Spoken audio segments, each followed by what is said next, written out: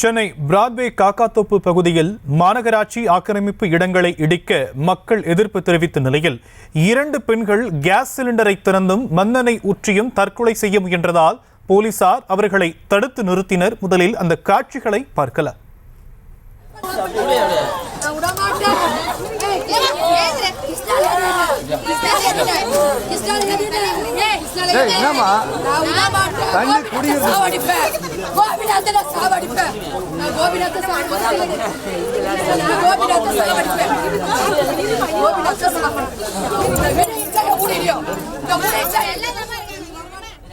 இது குறித்தான விவரங்களை நம்முடைய செய்தியாளர் லதா வழங்க நாம் கேட்கலாம். லதா, மாநகராட்சி ஆக்கிரமிப்பு இடங்களை இடிக்க மக்கள் எதிர்ப்பு தெரிவித்து அங்கு ஒரு சலசலப்பு ஏற்பட்டிருக்கக்கூடிய அந்த காட்சிகளை பார்த்துட்டு இருக்கோம். தற்போதைய கள நிலவரம் என்னவாக இருக்குங்க?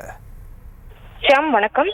சென்னை பிராட்வே பகுதியில் இருக்கக்கூடிய காக்காத்தோப்பு பகுதியில மாநகராட்சிக்கு சொந்தமான நிலத்துல கடந்த 4 தலைமுறைகளாக 100க்கும் மேற்பட்ட குடும்பங்களானது வசித்து வரக்கூடிய நிலையில இந்த ஆக்கிரமிப்புகளை அகற்றக்கூடிய வேளையில் மாநகராட்சி அதிகாரிகள், அதே போல நகர்ப்புற வாழ்விட மேம்பாட்டு துறை அதிகாரிகள் எல்லாம் போலீசாரினுடைய பாதுகாப்போடு அந்த வீடுகளை இடித்து அந்த ஆக்கிரமிப்புகளை அகற்றக்கூடிய பணியில காலை முதல் ஈடுபட்டு வரக்கூடிய ஒரு நிலையானது இருக்கிறது.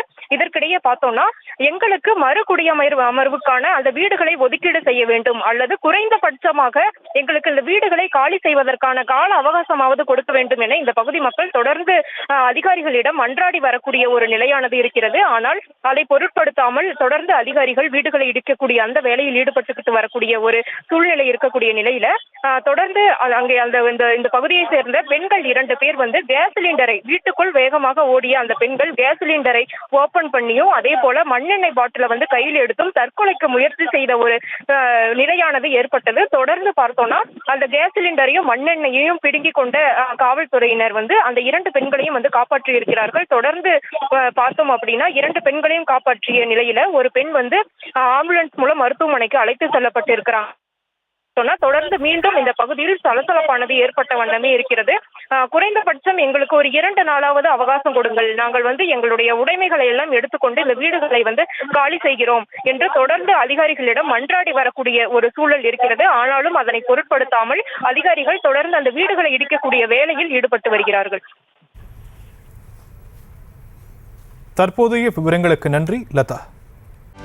செய்திகளை உடனுக்குடனும் துல்லியமாகவும் தெரிந்து கொள்ள சப்ஸ்கிரைப் பண்ணுங்க.